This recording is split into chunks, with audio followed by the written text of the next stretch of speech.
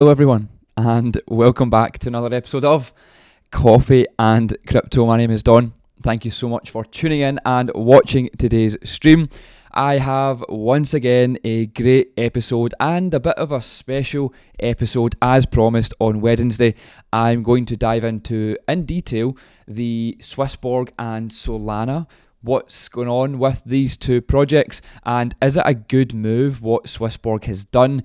Do I believe that it's the future for the actual company and exchange itself?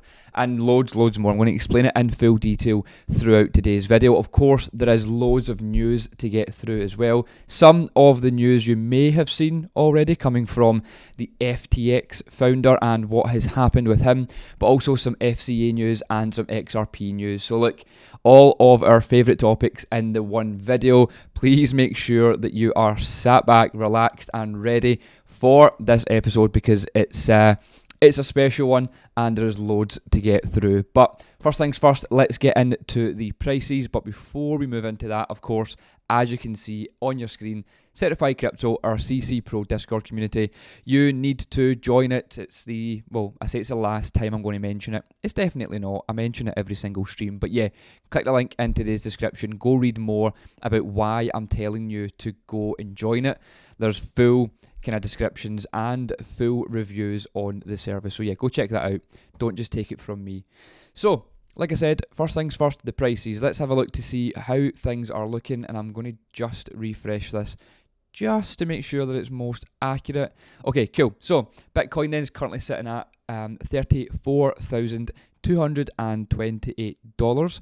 I don't want to give any feedback. There we go, maybe later. It's actually down 3% on the day, but still up 0.3% on the week. So look, positives are positives. Ethereum is at $1,786.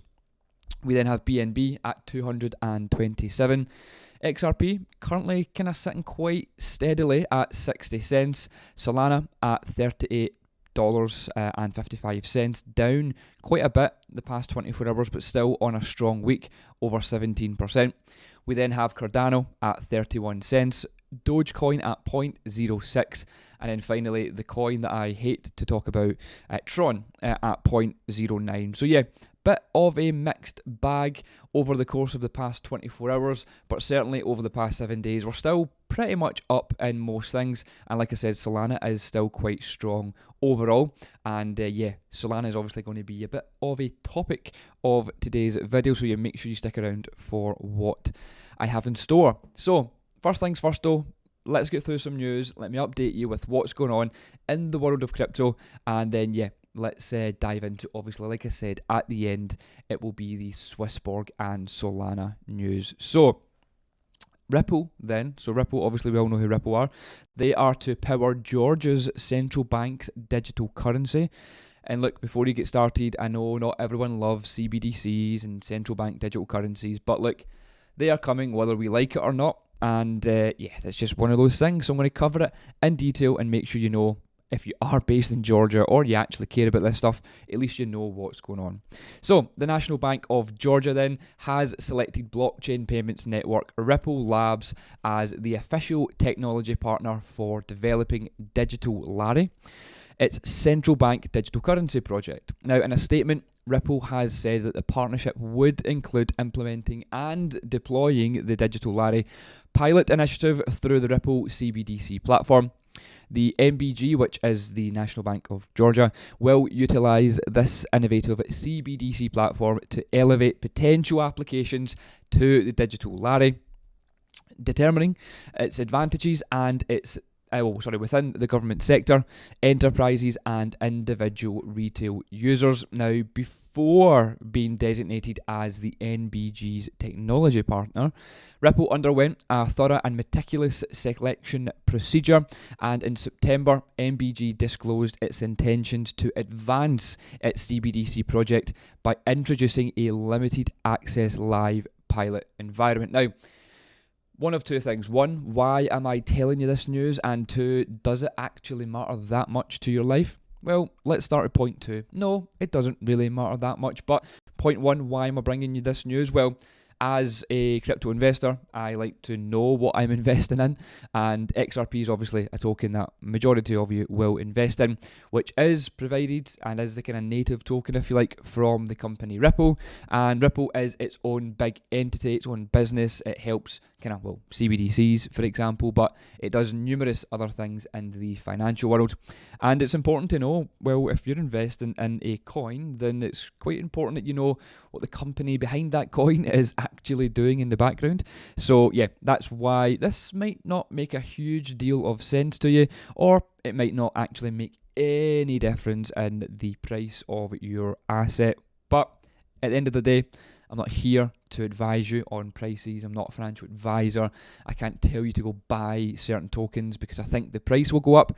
I'm just here to provide that info on the background and kind of stuff behind the scenes that you may not pay attention to, but in my opinion, it does help and it does matter that you know this. So yeah, that's the brief news that I wanted to kind of warm you up with, that Ripple, as always, are still doing things and big things in the background. I do have another piece of XRP news, which I'll get to in just a sec, coming out from Dubai this time. But yeah, the fact of the matter is, which seems to be my new favourite catchphrase, that Ripple are still making moves, and more so, they're making moves after obviously what we've seen with the lawsuit the kind of past few months. So yeah, positive news, and it's exactly what we want to see at the start, well, the potential start of a fresh bull run, which I do believe that we are kind of in the very early stages of. I guess we could call it the pre-bull before we get to see the actual bull. So yeah, things are heating up. Anyway, let's move into some, well, updated news from Sam Bankman-Fried. So we all know who this guy is, unfortunately. But yeah, he's been found guilty on all 7 charges in the FTX fraud trial. So obviously, I've been touching on this story loosely the past few months because, again, like it's a year ago, well, pretty much a year to the date, where all hell broke loose, basically, with FTX going under, and then all of this stuff coming out about what SBF is actually doing with the money, with the exchange, and so on and so forth. So I have been touching on it, but I do have, hopefully, the last and final installment of this news, because it really doesn't, I really don't care that much about it. I'll be honest, it doesn't make much of a difference in my life when I'm looking at crypto projects, other than the fact that these things happen, I guess. So if you are relatively new, these things are good to see, because it's like, look, these are some of the home truths. These are some of the things that do happen in crypto.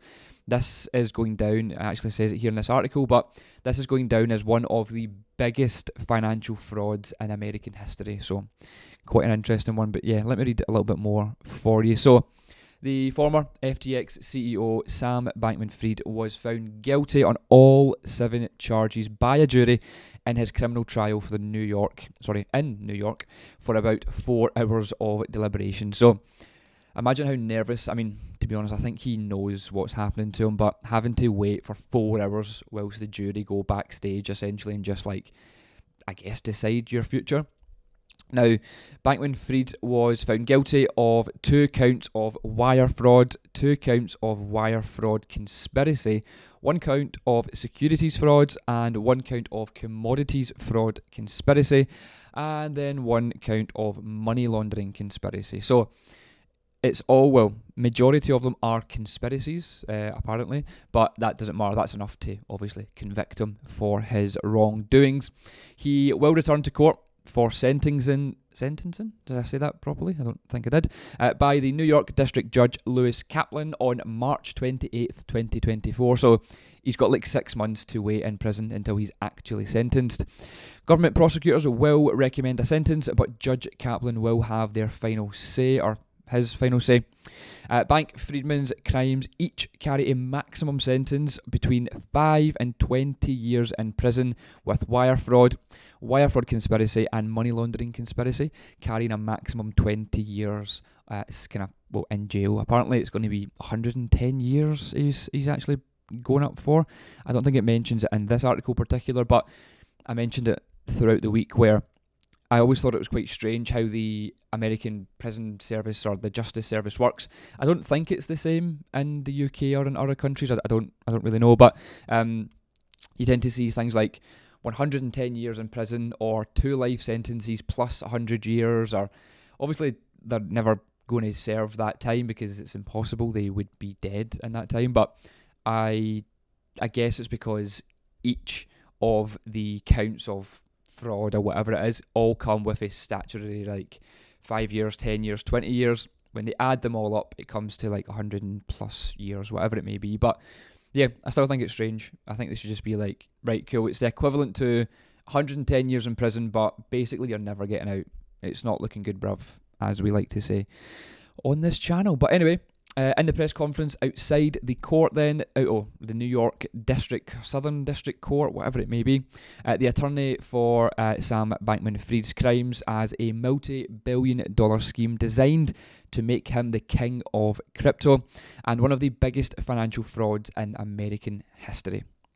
Now, SBF's attorney Mark Cohen said in a statement, "We respect the jury's decision," well, obviously, but we are very disappointed with the result of Mr. Bankman-Fried's as he maintains his innocence and will continue to vigorously fight the charges against him. Now, yeah, obviously it's a bit of a tough one to fight because you were the captain, you were the man in charge, and there was a lot of evidence to state or show and prove that you were in the wrong. Don't know why I'm talking as if I'm talking to SBF, as if he's watching Coffee and Crypto from his prison cell. But if you are, SBF, you did do wrong, mate, unfortunately. So you do deserve a little bit of prison time. But yeah, I get it from the jury's perspective. I get it from the attorney's perspective. The attorney's obviously paid to fight the corner of SBF and will continue to fight the corner of SBF because he will be obviously linked to this case the whole time. And he will be known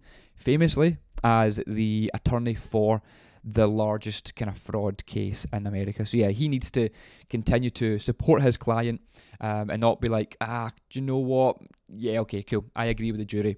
And yeah, bye, Sam, enjoy prison, because he will then never be able to get another client because it doesn't look good for him. So yeah, it's unfortunate. That's just how the system works. If the attorney, whether the attorney believes him or not, he is paid to believe him and he must fight his corner. Therefore, until, curtains are closed, he will fight his corner. But anyway, that's all on the SBF news. Now, just before I do move into any other parts of the news, it gets me kind of thinking when we talk about FTX and Sam Bankman-Fried and the fraud case that's happened. Did any of you, I think I've asked this before potentially, but did anyone have an FTX account last year or the past 24 months and did get kind of caught up in the burn? I didn't. I definitely didn't touch FTX for no particular reason. Obviously, I use whatever exchanges that is that I use. I'll cover them in just a sec, but I use a particular amount of exchanges because I feel comfortable with them. I know that they're backed and I know that there's evidence there kind of supporting. And I know the team personally as well, which sometimes helps. But did any of you have an FTX account? I can't imagine many of you would have. But if you did, drop me a comment below and let me know what's happened to your account since then. Because, I don't know, did you lose all your money? Or is there going to be, payouts or whatever it may be? I know Celsius was something similar where money was locked up and then it went to court and now they're trying to pay people back.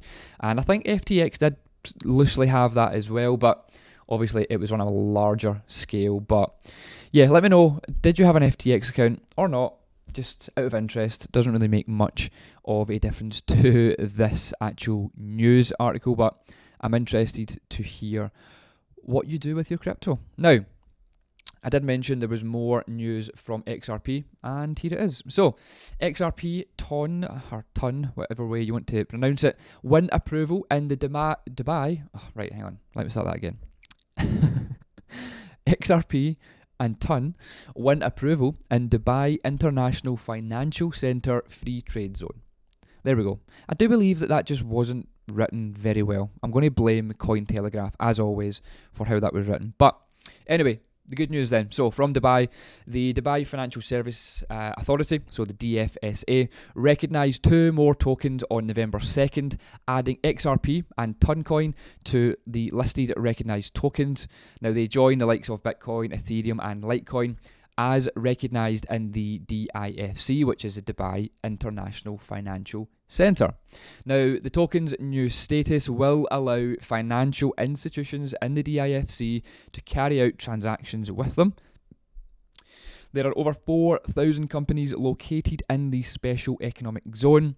Ripple opened its MENA headquarters in the DIFC in 2020, and about 20% of Ripple's customers in that region are in that region. The company said in a statement, so this is Ripple CEO Brad Garlinghouse, our Lord and Saviour, "It's refreshing to see the DFSA encourage the adoption and the use of digital assets such as XRP to position Dubai as a leading financial services hub, intent on attracting foreign investment and accelerating economic growth." Now, the DFSA regulates the DIFC. There's so many, I said this on Wednesday as well, there is so many abbreviations in this world of finance. Hopefully, I just breeze through them, but hopefully you follow along when I do breeze through them. But anyway, it is instituted regulations on cryptocurrency in October 2021 and augmented those regulations in November 2022. Now, in late September, which is this year, the DIFC announced a proposed digital assets law. It also proposed repealing the 2005 law of security and the financial collateral regulations, and then passing an updated law of security that encompassed collateral regulations as well. Sorry for that mishap, but it's usual. The proposed digital assets law sets out the legal characteristics of digital asset, its proprietary nature. However, it may be controlled, transferred and dealt with interested parties. Now, again, why am I bringing you this news? And is it that big news that you need to hear? Well, yes, on both counts, because one, why do you need to hear this? Well, if you invest in XRP or Toncoin, you will be hopefully quite happy with this. And if you are a fan of Dubai, which I am a huge fan of, then you know that Dubai are leading the way and have been leading the way with, well, pretty much everything in the world the past few years, but especially in digital tech, digital finance and in crypto. So it's why many companies are now based out in Dubai. But that's one part, so that's good to see, the fact that Dubai are welcoming this change. And then secondly, well, of course, is it going to make much of a difference? Well, yeah, technically, because it shows you that, again, XRP is being recognised again in other countries, and it is, being used, and it will be used more often as well now because it has this tick box, essentially. So, yeah, to me, big news, important news, and I do believe you should be paying attention to this type of news. Now, moving on to some, other news you should be paying attention to, whether we like it or not. The FCA releases guidance for compliance with the new UK crypto asset promotion rules. So again, we all know this came into effect October 8th, so it's almost been one whole month. Now, rules for crypto asset promotion that came into force in the UK just last month have led to some confusion. Well, would you believe it or not, someone is confused with what the government has tried to write about a new law. No one is surprised. Anyway, judging from the low level of compliance, the FCA responded with additional guidance for crypto firms to help them fall into line. Now, the FCA released its finalised non-handbook guidance for compliance with the rules for crypto firms on November 2nd. It also provided the regulatory agency's response to the industry feedback, and FCA Director Consumer Investments Lucy Castledine said in a statement, this will be interesting. So she had said that while the new rules for firms marketing crypto to UK consumers are aligned with the existing rules for other high-risk investments, we've engaged extensively with industry and designed this guidance to specifically support crypto firms complying. Apologies for that cough there, but they have apparently engaged extensively with the industry. Now, the FCA's supportive attitude toward the crypto industry has been seen in the repeated warnings and reminder it has released since the new rules were published on June 8th. It has even extended some technical deadlines through to January 8th, 2024, and in spite of those measures, several market players announced their departure from the UK in response to the rules. and compliance has been abysmal since their introduction. Let me get a quick drink here actually before I carry on with this exciting FCA news that I know you're all just dying to hear more about. Okay, so again, apparently the response to the rules has been abysmal. Is anyone shocked? Well, no. But anyway, moving swiftly on. Now, the new 32-page guidance does not create new obligations for crypto firms, but the authors noted that it reflected a new secondary international competitiveness objective, in addition to addressing its expectations for firms' domestic behaviour. So, basically, let's kind of break this down in a bit more kind of easier fashion, shall we say. So, the FCA obviously brought out these new rules and implemented them in October 8th for companies promoting crypto products. So you've seen the likes of Bybit, Coinbase, Binance had obviously announced that, look, we're leaving the UK for a bit, we're suspending services, we aim to come back because, well, the UK is a massive part of our business, but for now, until the FCA kind of release enough information or we can comply or whatever it may be, we're going to take a step back, right? So we all knew that, old news that happened last month. What we did see, I covered this the other day, was PayPal was approved for a license to essentially promote in the UK. So, positive news. Now, what the FC have noticed or realised the past month after doing some extensive research is that the crypto companies some of them have been abysmal and haven't paid attention to the rules straight away. For good reason, in my opinion. But anyway, they have now released another document, which is a 32-page guidance. So not a 1-page or 2-page, or not just a brief, do this, don't do this. There's 32 pages of, you can do this, but you might not be able to do that. But if you do this, then that will happen. And then potentially this means that, and that means this. You get the point. It's not as straightforward as do this, don't do this, because that's just not how the government write rules. Anyway, that is the FCA news. If you do want to read more on that, please feel free to visit the FCA's website. And I do recommend that you do visit the FCA's website and just make sure that you're reading all of the rules and regulations regarding crypto investments, because they are important and you need to abide to the rules.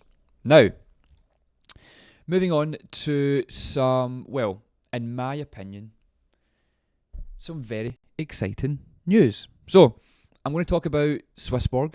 I did mention it at the start of today's video. This is a bit of a special episode, and special indeed because it's to do with SwissBorg's new kind of update, its new smart engine, and what's actually going on with SwissBorg. I know many of you will have questions to ask, and I am here to answer those questions, hopefully. So I'm going to start first of all with the new smart engine, and then I'm going to bring a document over onto the screen and I'm going to read through the document, which is essentially breaking down the differences of, the new exchange and what's happening with why is Solana being mentioned with SwissBorg and what's actually going on. So let me dive quickly through the smart engine stuff first, and then just to kind of warm you up to the SwissBorg news, and then I'll jump into the nitty gritty of what's actually going on. So, SwissBorg's smart engine graduates to DeFi. Now, with the integration of Solana's leading decentralized exchange Orca and the newly launched Phoenix, SwissBorg has become the first platform to combine the power of a centralized exchange, a decentralized exchange, and a foreign exchange platform, all in one easy-to-use interface, the SwissBorg Smart Engine. Now, merging the off-chain and the on-chain worlds, it has always been a mission at SwissBorg they take very, very seriously. They strongly believe in breaking down the barriers between the traditional finance and the decentralized finance worlds, and that's to create something both practical and hopeful for the future of finance. Now, they are proud to be the first to truly offer this experience to our community of SwissBorg app users. So, that's a little brief introduction. Again, the first of its kind. It's another reason why I love SwissBorg so much.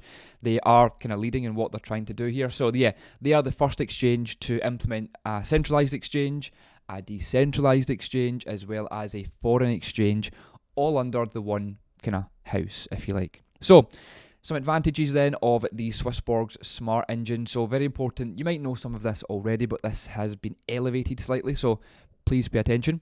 So first of all, enhanced liquidity. SwissBorg's smart engine gives users access to all exchanges' combined liquidity, endorsing smoother and more efficient trading, even for substantial transaction volumes. Now, you also get optimal pricing, so this is a very, very important part, where it scans multiple exchanges in real time, ensuring users receive the best price for their trades by tapping into diverse accounts on multiple platforms. Now, diverse trading opportunities. Now, users can access a vast array of assets and pairs across different exchanges without creating accounts on multiple platforms. So that's very, very important, I would say, and it saves you a lot of hassle.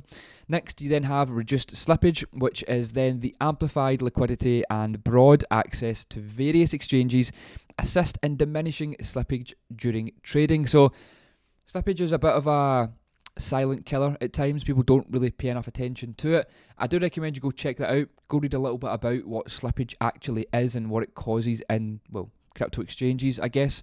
But yeah, anyway, the main, I guess, the fact of the matter, as I like to say, is the new smart engine will reduce those slippage fees, which is positive. Now, also, last but not least, a streamlined user experience, so users can administer their investments and trades across various platforms from a single SwissBorg interface. More importantly, it's done in milliseconds. So there are 5 massive points of the new smart engine, some of what you may have already been aware of, but let me dive into the conclusion and then I'll dive into the exact differences or the exact changes that has happened and a few questions and hopefully answers on SwissBorg and Solana, what's going on. So yeah, stick around for that in just a sec. But the conclusion then, SwissBorg's smart engine is a powerful tool in crypto trading, enabling more liquidity, price optimization, and the ability to transition from fiat to on-chain tokens with ease. Understanding the mechanisms, the benefits, and the risks are important, and traders and investors must traverse the landscape with diligence, obviously, ensuring they leverage the many benefits while carefully mitigating potential risks. Now, you can embark on your journey to financial freedom with SwissBorg, where the seamless interaction between decentralized and traditional finance reveals boundless financial opportunities with unmatched ease and security. So that's a massive point. I always go on about this when I talk about SwissBorg, the security aspect of it. Now, there is a link in today's description which will link you directly to, if you want to, download the SwissBorg app. But when you click the link, scroll through and read everything on that page, because obviously before you sign up to any exchange for any kind of, any exchange by any company, you need to make sure that you read and understand the kind of potential risks involved. But that link that I've dropped down below in the description will kind of give you a bit more detail, and it'll help you make a kind of informed choice with what you want to do. And if you do want to get signed up, like I said, there is a link on that site as well. So yeah, go check it out, go read more about SwissBorg, understand what it actually is, and then if you do want to go ahead, of course, you can sign up. And I'm going to show you a little bit of a tweet here, which is just a screenshot basically of the new interface, and it kind of tells you how it all works, or shows you how it all works. It might not make a huge amount of sense to you at the moment, but like I said, if you go read a bit more detail, it will slowly but surely make more sense to you in terms of the Euro exchange into Helium and what you're actually getting and why it's going to be so much cheaper, how it's able to, reduce fees, reduce slippage and whatnot. This is just a kind of breakdown on what happens. So stage 1, stage 2, stage 3, it went to Kraken. It then used this Phoenix, which is part of Solana. It then used Orca to kind of finalize that as well. And that's how it came to you getting your actual, in this case, Helium token. Now again, like I said, Not many people will care much about the actual process between A and B, but I think you should actually. But if you wanted to know the process between A and B, well, this is what goes on in the background, and this is what makes SwissBorg kind of market leading as well. So that's why I am showing you. Right, let me just bring over this document that I have to show you. Let me see if I can make it full screen, make it a bit easier. How's that? Does that look good? Okay, so I'll briefly run through this. It's about 2 or 3 pages. You don't need to know all of the information, but I definitely want you to pay attention and kind of understand the differences and what's happened now with the SwissBorg and Solana Forge. So they're saying here then it's a new era in crypto trading. So SwissBorg is joining or has joined forces with Solana, one of the biggest and most powerful blockchains in the industry. The SwissBorg Smart Chain Meta Exchange, in partnership with Solana, is set to revolutionise the crypto trading experience for end users. Now, in a groundbreaking move that ushers in a new era of cryptocurrency trading, SwissBorg has officially partnered with Solana. Now, those are not words that I thought I would say, I guess, but it's something that I feel quite comfortable saying because Solana is a huge, as it says there, a huge blockchain. As we all know, some of you will invest in Solana, I'm pretty sure. And of course, SwissBorg is a huge, in my opinion, exchange as well. So yeah, 2 massive forces coming together. Now, the collaboration introduces the world of the SwissBorg Smart Exchange, Meta Exchange, a one-of-a-kind crypto trading platform. And then the SwissBorg Smart Engine Meta Exchange, or MEX as it's called, is a game changer in the crypto industry. It seamlessly connects traditional fiat to on-chain crypto, all with just a single tap. Now, what sets the MEX apart is the commitment to offering zero spreads and ensuring the users will always get the best price. It goes beyond the conventional exchange, becoming the first true meta exchange to aggregate liquidity and trading pairs across various platforms. Again, I've mentioned this already, but it does include FX, SEX, and DEX. So that's centralized exchanges and decentralized exchanges. And the approach guarantees optimal execution in terms of price and slippage, making it a dream come true for traders and investors. So here's a little bit here. I did briefly touch on this, but like I said, I wanted to dive into it in a bit more detail. But how will the platform actually work? So one of the key technical developments in the integration of the Solana DEXs is starting with Orca and Phoenix. Now I just showed you that on screen, the kind of where they fall in place within stage 1, stage 2 and stage 3 of the transaction. This moves the door for easy listing of Solana-based projects. Now that's a massive one. They've already listed Helium yesterday, which was the first of many Solana projects that will be able to be listed. And that's establishing the platform as a premier fiat ramp. Now, by extending into Solana, SwissBorg ensures that these projects will no longer be subject to the whims of larger CEXs, so centralized exchanges. And as long as they meet SwissBorg's rigorous standards, these projects will have the opportunity to list on their app. So we all know SwissBorg don't just list anything in particular. They do go through a quite kind of rigorous kind of check and make sure that it is a top tier project. Now, this gives them unprecedented exposure and access to a wider user base. And beyond the technical innovations, SwissBorg's partnership with Solana also carries profound psychological implications. Now, SwissBorg's mission is to empower its community on its journey to financial freedom. In their opinion, you can achieve that by bridging the gap between traditional finance, which is TradFi, you may have heard that term before, and decentralized finance, which is DeFi. Now, the vision is encapsulated in their pursuit of Unify, and unified ecosystem that brings various communities together under one roof. Now, I'm going to just jump into the full screen for a sec to give you my opinion on this, I guess. So, will it make a huge difference? Yes, I definitely do believe it will. This is something that I didn't think that we needed because, well, it didn't actually exist. Therefore, how do you know you need it if it didn't exist or you didn't think it was actually possible? So, as I've said, SwissBorg are now kind of a one-stop shop for, well, everything that you need to do in crypto, especially with the kind of big blockchain behind them like Solana, they are unstoppable and they are coming after, more market share. We've spoken about that before.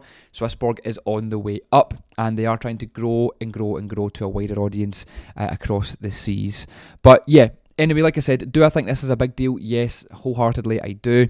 You have seen, obviously, the switch from CHSB to Borg, which is the native token on SwissBorg. Now, that migration has successfully been complete. So, yeah, go check that out, as well as the kind of the stuff that was kind of paused as such, where you weren't allowed to sell or buy over $1,000 worth of Borg.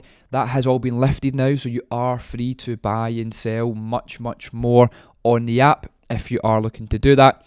But as we progress over the next kind of 12 months, the roadmap for SwissBorg is insane. This is this has been planned for quite a time, and it has been a massive integration. It's not as easy as you think it is, so it has been a lot of work behind the scenes as far as I'm aware, but it has come out and it has been very, very successful, and it is one of a kind. We've confirmed that already, and yeah, it's another reason why I continue to like the project SwissBorg, the token Borg, and why I continue to use the app as well. But yeah, anyway, that is all that I wanted to cover with the SwissBorg to Solana, the whole kind of what's going on, what's this new super exchange that they have created. Well, now hopefully you're up to speed, you know exactly what's happened, you know exactly how the smart engine works. Now, I'm interested to hear what your opinions are on this, so please do comment below on this video. Do you think this is a good move? Do you even really understand why they have done it? Because look, I get it, if you are fairly new to crypto, most of this won't make that much sense to you. Centralized exchanges, decentralized exchanges, the FX market, whatever it may be, a lot of these names might just go over your head. You might get a little bit confused, and that's fine. That's why I'm here. That's why, we exist. We're here to try and help you understand as much as possible. But anyway, like I said, that's all I have time for today with the news from SwissBorg and Solana. But yeah, drop me a comment below. Let me know what you think. Let me know if you do believe it is the future. And if you don't have a SwissBorg account, let me know below why you don't have a SwissBorg account. And if you do, please also let me know below in the comments, why do you use SwissBorg? I'm so interested, believe me, to know why you are choosing that app over any other application out there in crypto. Now, of course, none of what I've said today in the video is financial advice. Please do your own research and don't invest in crypto until you are fully comfortable with the potential losses. Your capital is always at risk. Remember that. All right. I know I say it a lot, but please remember that. It's a dangerous place, and you need to make sure you understand what you're doing. If you do need any help on understanding about crypto, let me know. We have a consultancy business which I can jump on a phone and well, not jump on a phone, but jump into a phone call with you or get you into this office, and I can talk you through exactly everything that you need to know regarding crypto and your portfolio and whatnot. So yeah, like I said, there's links below for everything pretty much that you need, but go check it out. If there's anything else you need from anyone like myself or on the team, drop me a comment and I'll be sure to get back to you at some point. But yeah, that's all for today. I will see you all for the next episode of Coffee